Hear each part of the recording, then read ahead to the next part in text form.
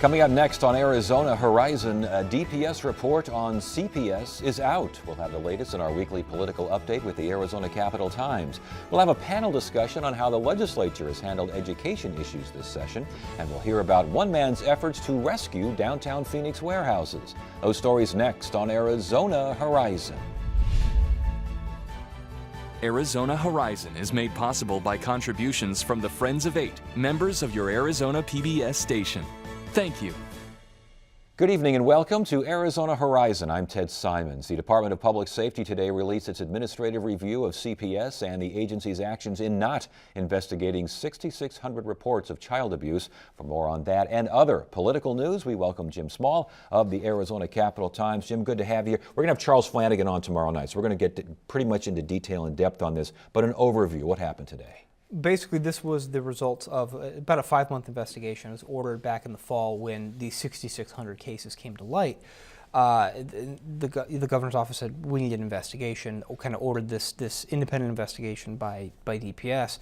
And essentially what they came out with was, a report that was pretty damning that showed, kind of what led to this, to all these cases not being investigated and what the response was within the division at CPS and also beyond that, but up the ladder, up the food chain into the administration of the Department of Economic Security and trying to determine what sort of culpability various employees and supervisors had along the way. And it sounds like a small group of supervisors were at fault. I guess 5 supervisors fired, a top DES administrator fired, Clarence Carter, head of DES, not fired. Right, not fired. The 6 who were fired were put on administrative leave basically right when this whole thing happened back in the fall. So there was, I think, some expectation for a lot of people that, these are the people that were singled out, that were put on leave.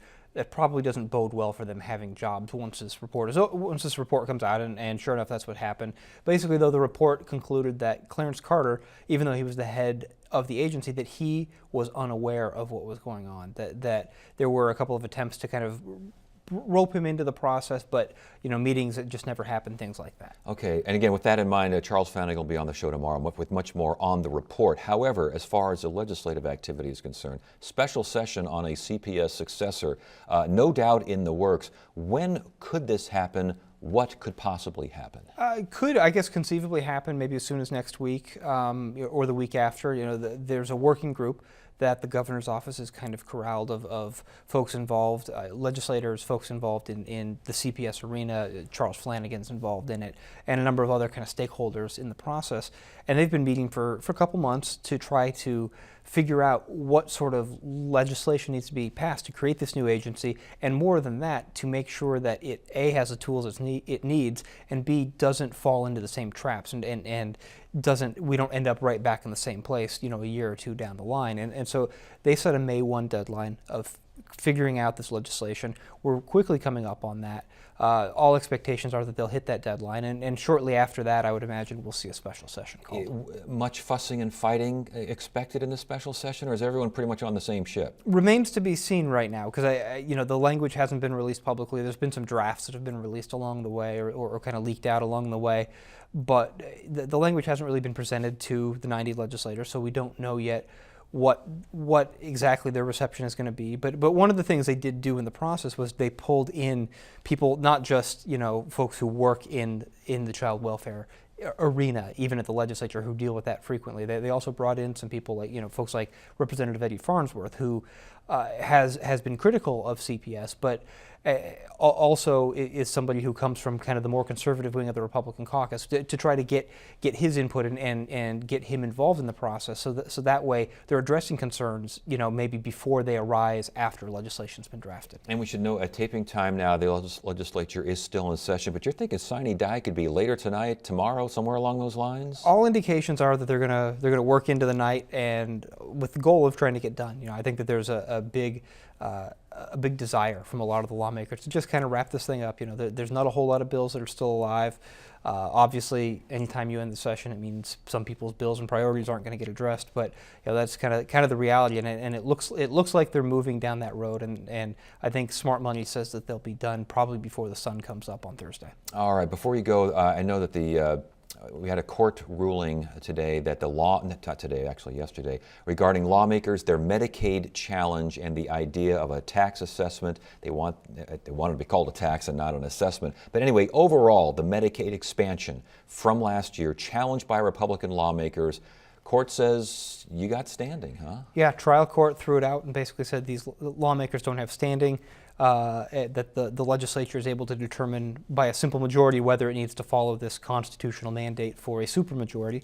The appellate court reversed that and said, no, just because a simple majority doesn't deem that it's necessary doesn't mean that it's not necessarily, applicable. So we're going to send this back to the trial court. These folks get to have their day in court. They ought to have their day in court. The appellate court didn't say, yes, the legislature was wrong, or no. They didn't weigh in on the merits, just merely on this issue of whether these 36 Republican lawmakers could sue. Of course, it's maybe destined for the trial court right now, but the governor's office said that they're planning on appealing to the Supreme Court to try to get the Supreme Court to kill the case. Yeah, indeed. And again, the idea is that they didn't have standing, according to the first court verdict, because they weren't impacted by the assessment. Hospitals are impacted. But the appeals court said, no, they are impacted because their votes were compromised. Yeah, basically because because the appellate court changed the way that it looked at that 2/3 requirement for a supermajority. They essentially said, well, yeah, these folks would have had their vote diminished, and everyone in Arizona, be they a voter at the polls or an elected official, their vote is supposed to mean a certain something. And if it doesn't mean that something, and if it means less than that because of a procedural mistake or something nefarious, then that is standing, and they should be able to make their case that their rights were taken away from them. That is an interesting case, and it certainly would make for a major change in what goes on in the state if that were to be overturned. Real quickly, the governor has vetoed 3 gun bills. Any more vetoes down the pike here that might raise some eyebrows or make some headlines? Or yeah, she has vetoed these 3 gun bills. One of them, this is the 3rd time she's vetoed a bill in the same vein about taking guns into public buildings. There's probably going to be a couple more vetoes. I would imagine there's going to be more vetoes that come our way in the next week or two. Hard to say whether there's going to be anything that raises eyebrows. I think really a lot of the controversial and kind of hot button issues have either already been dealt with or they're not going to make it to the governor's desk. All right, good stuff, Jim. Good to have you here. Thanks for joining us.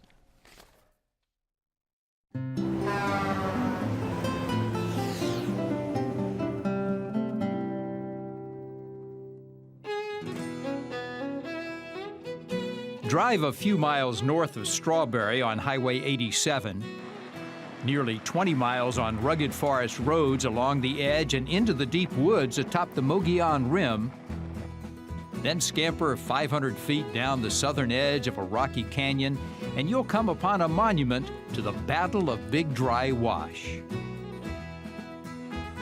The site looks much as it did on July 17, 1882, when a party of over 50 Apaches under Nattiatish waited to ambush cavalry led by Captain Adna R. Chaffee. The troops were guided by legendary scout Al Sieber, who discovered the Apaches' trap and warned the soldiers. The Apache had no idea that they were now surrounded, outnumbered, and they had lost the element of surprise.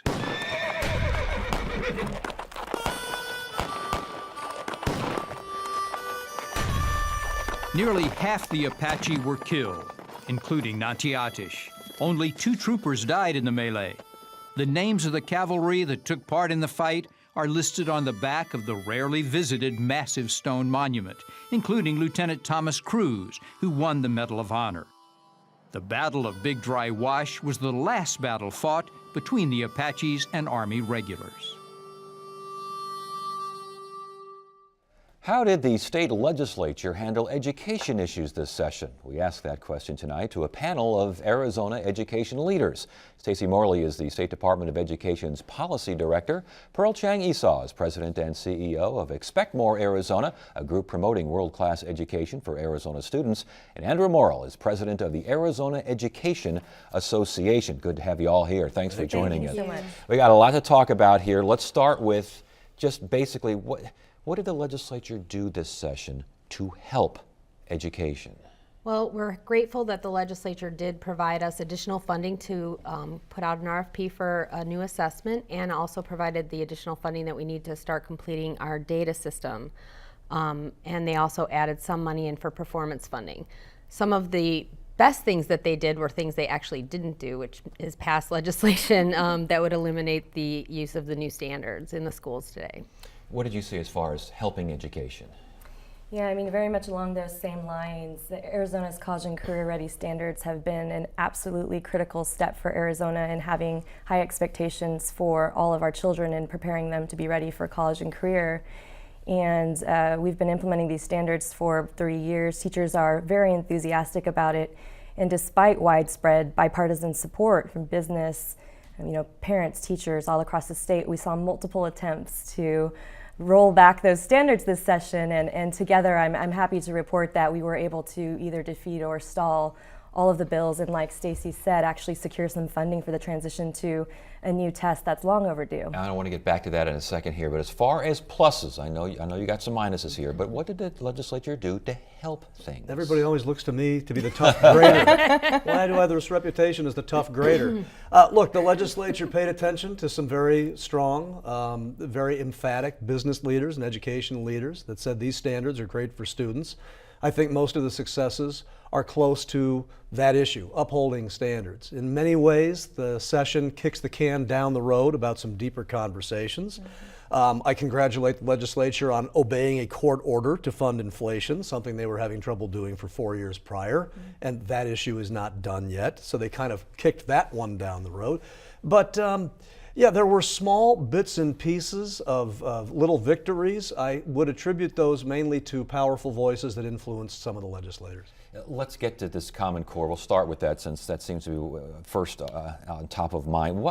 What is the reasoning for so much divisiveness regarding this test? What's going on with this? I believe that most of it is rooted in a very big misconception that the standards were developed by the federal government, that are being imposed on us by the federal government, where in fact they were starting to be developed far earlier than this presidential administration took office by the states and the governors.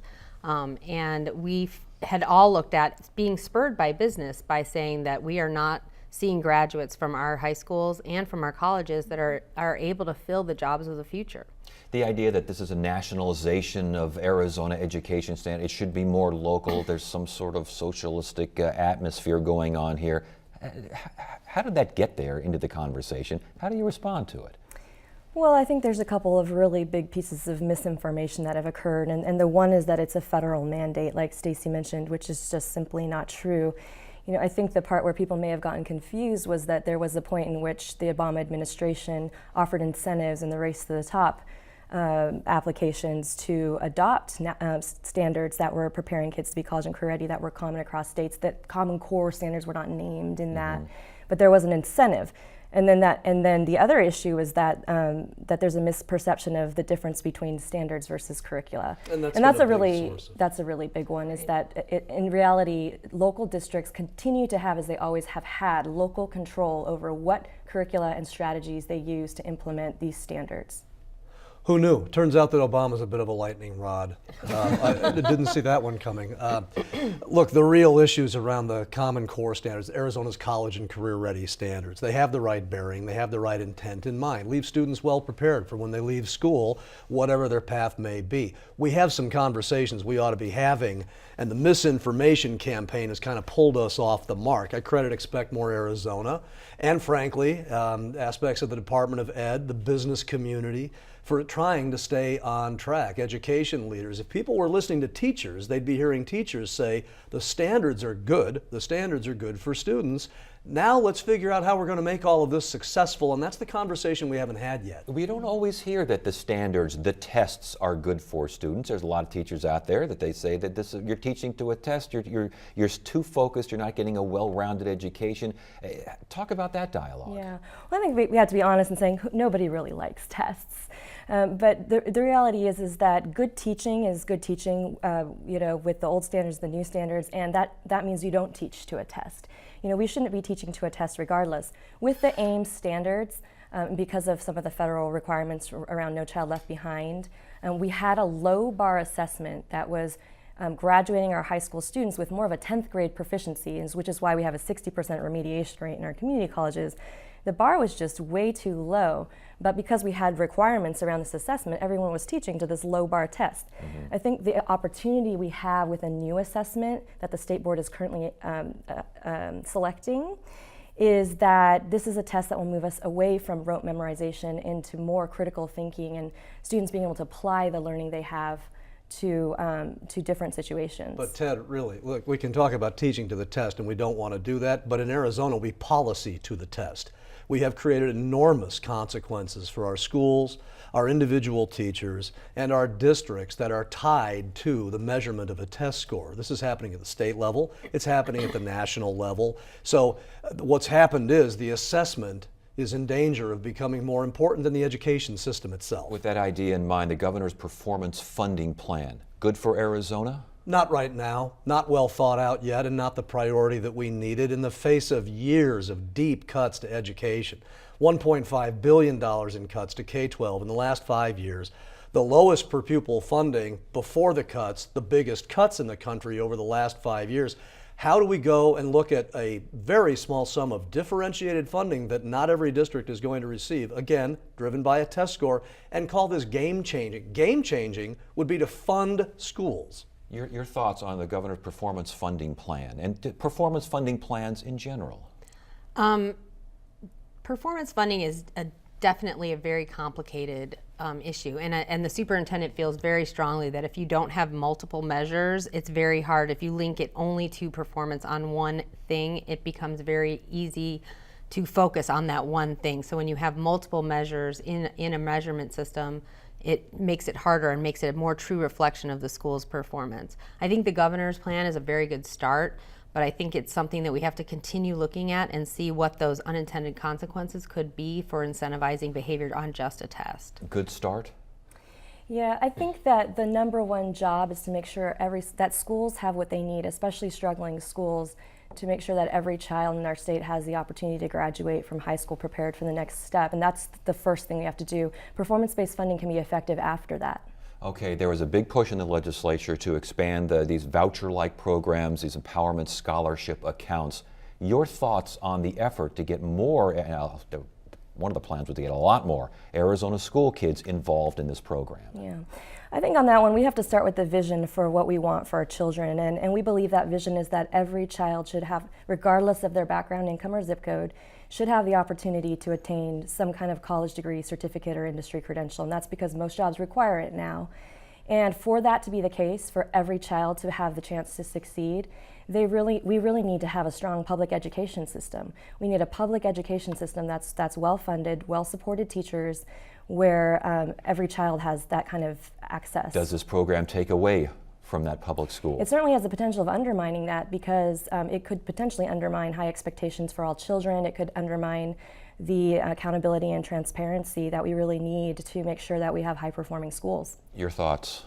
I think Pearl does a really articulate job of representing the fact that a lot of the community and opinion leaders weren't looking for voucher expansion. And these can be called ESAs. They are vouchers. It was a clever ploy to kind of slip them under the legal radar. You weren't hearing business leaders calling for expansion of vouchers. You certainly weren't hearing education leaders calling for them. And we are creating a two-party system, a two-class system. We are increasing accountability measures for our K-12 traditional district schools. We are increasing taxpayer accountability, academic accountability, and at the same time, not funding that system, but draining funds away into a black hole debit card scheme of zero accountability for academics, zero taxpayer transparency, really. And this isn't by any means the priority area. It's mystifying that the governor chose in the final days of the session to expand voucher programs with no public call for them. Expanding these voucher-like public ESAs, call them what you will. Your thought, good? Is it good for Arizona's public school system? We definitely have a robust school choice environment here in Arizona, and the department feels that as many choices are available to parents, they will be able to choose the best option for their kids. This program is very small. Currently, there are about 700 kids on it.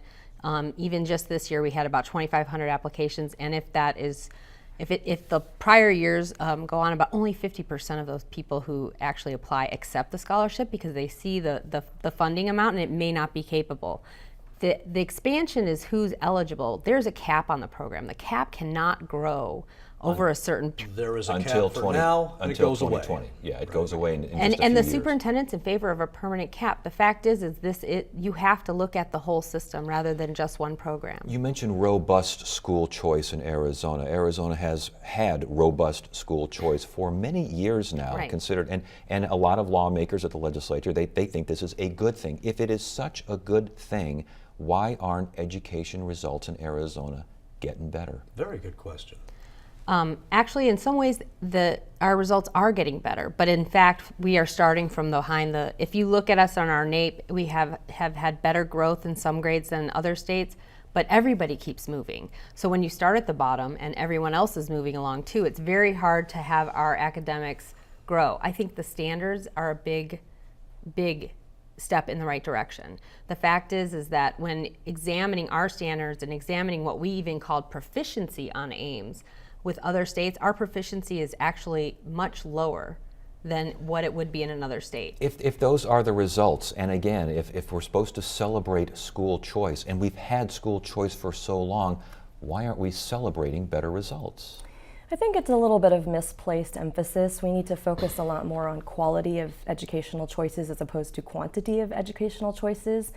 And I think the environment in which we set up choice, which we very much support, public school choice, but the environment was one in which we were more focused on creating lots of options as opposed to making sure that they were all really great options.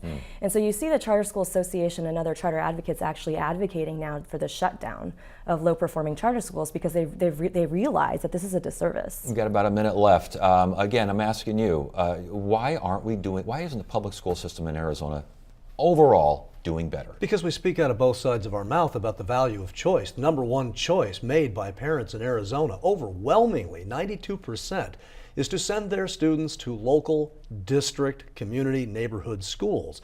That's a choice the legislature has yet to catch up with. Long on rhetoric, short on investment strategies, we're not honoring the choice that parents are making. When we want to get serious about how we invest in the schools we need, we'll see the results. All right, we have to stop it right there. Great discussion. Good to have you all Thanks. here. Thanks for joining Thank us. you. We want to hear from you. Submit your questions, comments, and concerns via email at arizonahorizon@asu.edu. The Phoenix Warehouse District is considered the next frontier for downtown expansion. A number of the warehouses south of Chase Field and U.S. Airways Center are boarded up, but one man is looking to rescue as many of those buildings as possible. Producer Daniel Santa Cruz and photographer Juan Magana have more on this mission to, quote, save Phoenix from itself.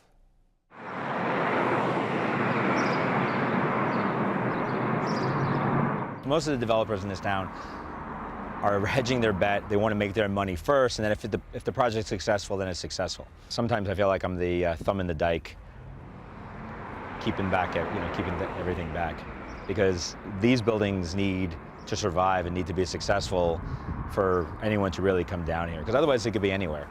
Without these buildings to come visit and to populate and to utilize, they're just like visiting a postcard, looking at a couple pictures. So the entire ecosystem, keeping the best of ASU, keeping the best of the technology, the people who are at the U of A, that stuff, those people and those students and that future needs to stay in the district.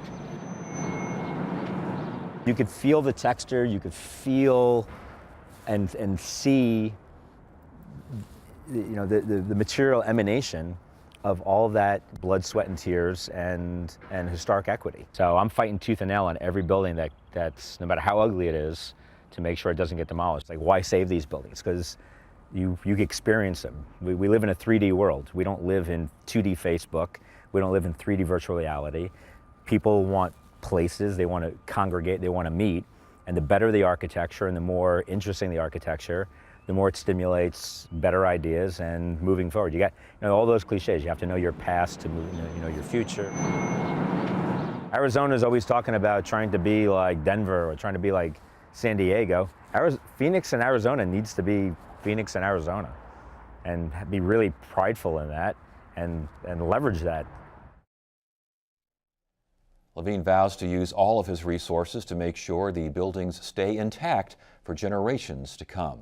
Thursday on Arizona Horizon, we will have much more on the DPS report on Child Protective Services, and we will get the latest in science news in our monthly discussion with ASU physicist Lawrence Krauss. I can tell you right now that Lawrence Krauss will talk about exoplanets and exoskeletons. We might even talk about quarks. And as far as a DPS report on CPS, Charles Flanagan, who is heading the successor to CPS and the investigation into CPS, he will be our guest tomorrow night. So again, that's tomorrow evening, 5:30 and 10, right here on Arizona Horizon. That is it for now. I'm Ted Simons. Thank you so much for joining us. You have a great evening.